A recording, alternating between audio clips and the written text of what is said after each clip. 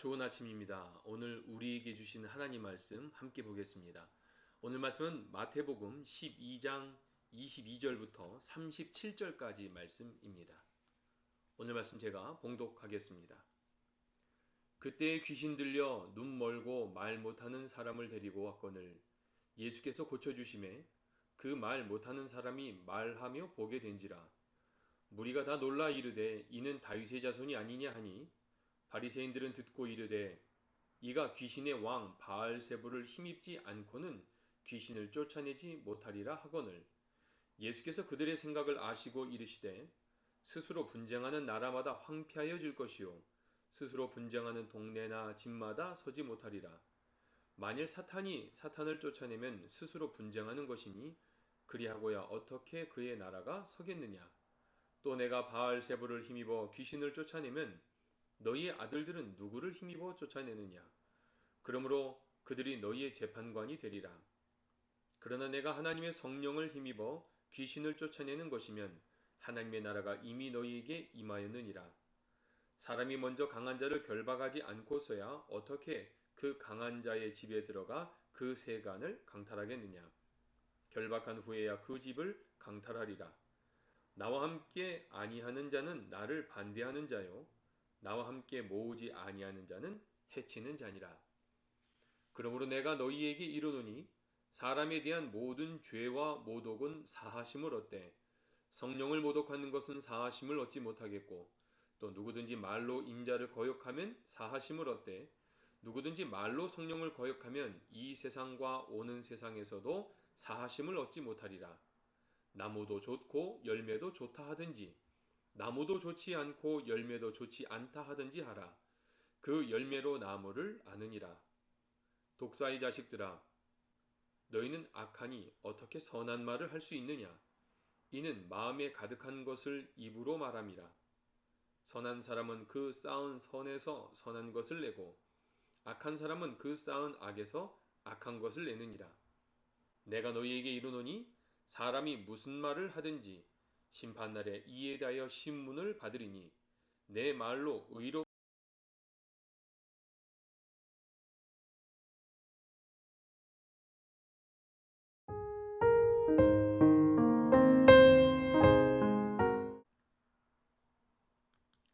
오늘 우리가 읽었던 마태복음 12장 22절과 37절의 말씀에는 귀신 들려 눈이 멀고 말 못하는 사람을 예수님께서 고쳐주십니다. 근데 이 고쳐주시는 이 장면을 목격한 바리새인들이 이런 말을 하죠. 예수님이 이런 기적을 베풀 수 있었던 것은 귀신의 왕 바알세불의 힘을 힘입어서 한 것이다 라는 말을 한 것입니다. 일종의 유언비어죠. 사실과 전혀 다른 말인데 바리새인들은 그렇게 말을 했던 것입니다. 아마도 그 의도와 목적 중에는 그들이 이해하지 못해서 그랬을 수도 있겠지만 또 한 가지는 그들이 이런 말을 통해서 예수님의 권위 또 사람들로부터 오는 그런 인기 이 모든 것들을 무너뜨리려는 아마 의도가 있지 않았을까 우리가 생각해 볼 수 있습니다. 어제 우리가 잠깐 말씀 나눴던 것처럼 무엇이 진짜 중요한 것을 아는 것이 지혜입니다. 그런데 어제 말씀드린 건 바와 같이 바리새인들은 무엇이 더 중요한지를 잘 알지 못했어요. 예수님에게 중요한 것은 그들에게 중요한 것이 아니었고 그들에게 중요한 것은 예수님에게 중요한 것이 아니었었죠. 이런 대조가 되는 모습들이 사복음서에 계속 등장할 것이다. 제가 어제 그렇게 말씀을 드렸습니다. 무엇이 중요한지를 잘 몰랐던 이 바리새인들은요. 그뿐만이 아니라 바리새인들이 또 하나의 문제가 있다면 자신이 알고 있는 만큼 그리고 자신이 생각할 수 있는 범주 안에서만 생각하고 판단한다는 거예요. 하나님은 또 예수님은 만유보다 크신 분이신데 예수 그리스도를 그들이 알고 있는 범주 안에 넣어서 이해하려고 하니 예수님이 행하시는 일들, 예수님의 말씀, 또 예수님의 기적들을 사실은 이해할 수 없을 것입니다. 그러니 이해는 안 되고 또 귀신 들려 눈이 멀고 말 못하는 사람을 고쳤던 이런 사건은 생겼으니 뭔가를 해석해야 될 거 아니에요? 그러니까 했던 말이 귀신의 왕인 바알세불의 힘을 힘입어서 이런 일을 했을 것이라고 말한 것입니다. 여러분 옛말에 정저지화라는 말 있습니다. 여러분 이 말 들어보셨나요? 우리나라 말로 바꾸면은 우물 안의 개구리라는 말이죠. 우물 안의 개구리는 세상이 우물 그 크기 전체가 바로 세상인 줄 알아요. 우물 밖으로 보여지는 세상이 하늘이 그게 하늘의 전부인 줄 알죠. 같은 말로 좌정관천 이런 말도 있습니다. 장자라는 책의 추수편에 보면 이런 이야기들이 있다고 합니다. 우물 속에 있는 개구리에게는 바다를 설명할 수가 없고요. 한 여름만 사는 곤충에게는 얼음에 대해서 설명해 줄 수 없고 편협한 지식인에게는 진정한 도의 세계를 설명해 줄 수 없다. 이런 것입니다. 내가 알고 있는 내 경험, 내 지식 그것이 전부로만 여겨져서 그 외에 그 밖에 있는 것들을 받아들이기가 어려운 거예요. 이런 우리가 오늘 본문 말씀을 좀 묵상하면서 한 가지 꼭 기억해야 될 내용이 하나 있습니다. 여러분이 신앙생활을 5년 하셨든지 10년 하셨든지 30년 혹은 모태신앙이든지 이런 우리가 그동안 알고 왔던 하나님, 그동안 경험해왔던 하나님이 하나님의 전부가 아니라는 사실이에요. 여러분 좀 충격적이신가요? 여러분 이 말을 오해하지는 마세요. 이 말의 의미가 내가 그동안 10년, 20년, 30년, 오래 수십 년 동안 신앙생활하면서 알고 배워왔던 하나님이 틀렸다. 그 하나님이 아니다라는 말이 아니고요.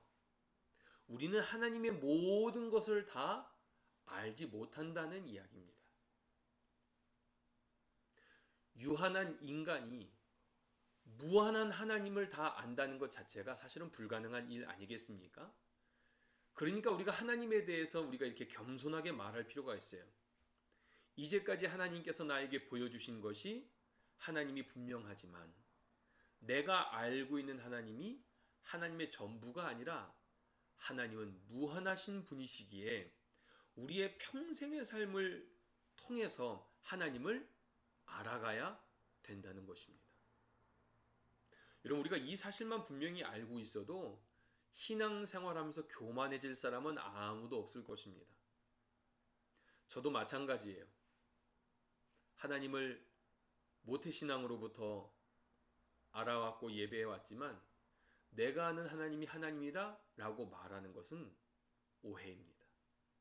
다만 알아왔던 하나님 그리고 더 알기를 원하는 하나님이 계실 뿐인 것입니다.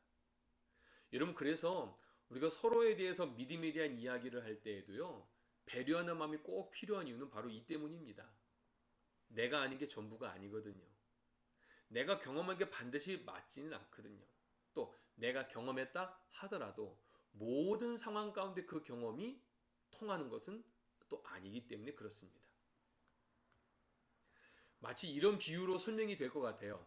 여러분 장님이 코끼리를 한번 만져본다고 상상해 보겠습니까? 장님이 코끼리의 코를 만집니다. 두꺼운 파이프라인 무슨 호수 같은 것들로 이해할 거예요. 또 장님이 코끼리의 귀를 만지면 넓은 판처럼 이건 부채와 같이 생겼구나. 코끼리는 부채처럼 생겼구나 라고 오해할 수도 있을 것입니다. 뿐만 아니라 코끼리의 꼬리를 만지면 코끼리는 밧줄처럼 뱀처럼 생겼구나 라고 오해할 수도 있을 것이고요. 코끼리의 넓은 이 배를 만져보면 코끼리는 마치 바위와 같이 생겼겠구나. 그렇게 오해할 수 있다는 거예요. 장님이 코끼리를 인식하는 것은 분명하게 인식한 거예요. 그렇죠? 어느 부위를 만졌던 그것은 코끼리입니다. 중요한 건 코끼리의 일부분이지 코끼리의 전체는 아니라는 거예요. 우리가 이 사실들을 꼭 기억했으면 좋겠습니다. 여러분 선교학에서도요. 그래서 이런 말이 있어요. 에포크라는 단어를 쓰는데요. 이 단어는 선교사가 선교지에 가면 판단을 중지하는 거예요. 왜냐하면 선교사도 인간이기 때문에 선교사가 살아왔던 문화가 있죠. 그럼 거기에 익숙해진 문화에 다른 문화권에 들어오면 내 문화가 기준이 돼서 이 문화를 판단하게 됩니다. 저급한 문화 혹은 고급한 문화. 우리가 나름대로 나눠요. 그래서 거기서 오류가 생기는 것입니다. 그래서 선교사는요, 선교지에 가면은 판단을 중지합니다. 그리고 들어요. 관찰합니다. 왜 그들이 그렇게 행동하는지, 그렇게 행동하는 데는 어떤 이유가 있는지, 그렇게 말을 할 때에는 어떤 생각이 있을 때 그렇게 말을 하는지 내가 판단하기 이전에 듣고 이해하려고 노력하는 거예요. 그런 의미로 보면 바리새인들은 완전히 잘못했죠. 자신들의 생각에 귀신 들린 애를 고쳐서 정상인 사람으로 변화를 시켰으니까 모든 사람이 그 사람을 다 보고 나니 뭔가 할 말이 있어야 되는데 할 말이 없는 거예요. 그냥 자신들의 생각에 저런 기적은 인간이 할 수 없는 기적이니까 예수님의 그런 기적은 귀신의 왕인 바알세불을 힘입지 않고는 그렇게 할 수 없을 것이다 라는 말을 했던 것입니다. 여러분, 그렇기 때문에 우리는 섣불리 판단하면 안 됩니다. 저도 그렇게 하려고 노력하고요. 여러분도 그렇게 하셨으면 좋겠어요. 누구를 만나든 어디에 가든 말입니다.